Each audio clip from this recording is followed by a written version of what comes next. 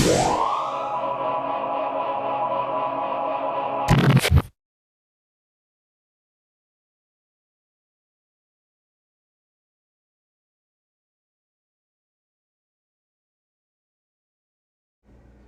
right, welcome to another installment of the Addicted Motors auction review series, and this one is, I think, a pretty interesting find. It's interesting for me because I follow a lot of auctions, look at a lot of trucks and cars, and you guys wanted to see more, on the lower end. But this is not completely lower end. This I think it's a '94 short wheelbase Range Rover Classic, or sorry, '93. Listed in Georgia. Now, I originally saw this truck, and sorry, I'm scrolling through the description pretty quickly. Because they actually put a description, which is just a copy and paste of a Wikipedia page of what a Land Rover or Range Rover has, like it's a new car, which is kind of funny. And they do have a running video, which you'll just hear in a second. It's literally just driving. There's no underbody shots or anything. But this car has a salvage title, and it has a salvage title because it was sold in an IIA auction. And I remember seeing it on the IIA auction in somewhere in the Northeast. And it didn't sell for a very long time. I don't remember what the damage was, but it said runs and drives, blah, blah, blah. So here's a video of it actually going down the road. But it was pretty interesting that someone bought a salvage titled beat-up classic with 170,000 miles for probably under $5,000 and put it up for $12,000. So, that's what the market is these days, unfortunately.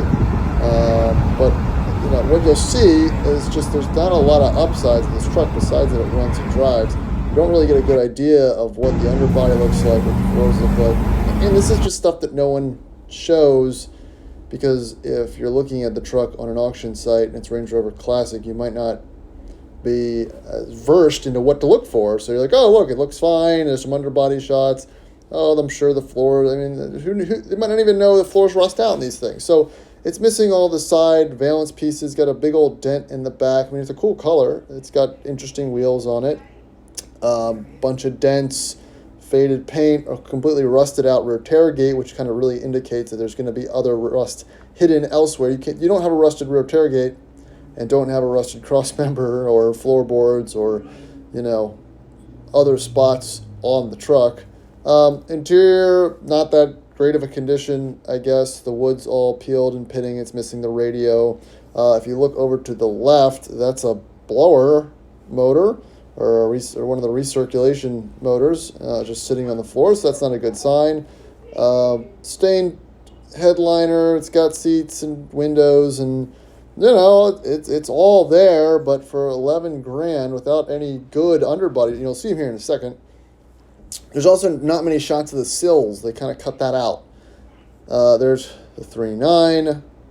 That picture looks much different from the next one, where it looks much rustier and just kind of like it's been sitting, like it's rot. Look, there's the firewall. There's just kind of holes of rust where, that's where they go. And this is a great, $4,000 truck, but for $10,000 plus, it's not great. All right, look here. Look at that wing where the control arm goes into. That's bent or ripped or something. It's like a curlicue of metal there, which is kind of interesting. It's kind of on the other side too, where that wing is, that rigger or wing, whatever you want to call it, is bent. So just indications that there's not better things going on here. And that's going to be really it for the pictures, guys. Again, this truck's listed on Manheim for about $12,000. It's got 170,000 miles. It's in pretty rough condition. But that's what the market is. It's what someone thinks they can sell it for with a salvage title, rusty truck, and an interesting color. So thanks for watching this installation. We'll catch you in the next video. Please like and subscribe. Thank you.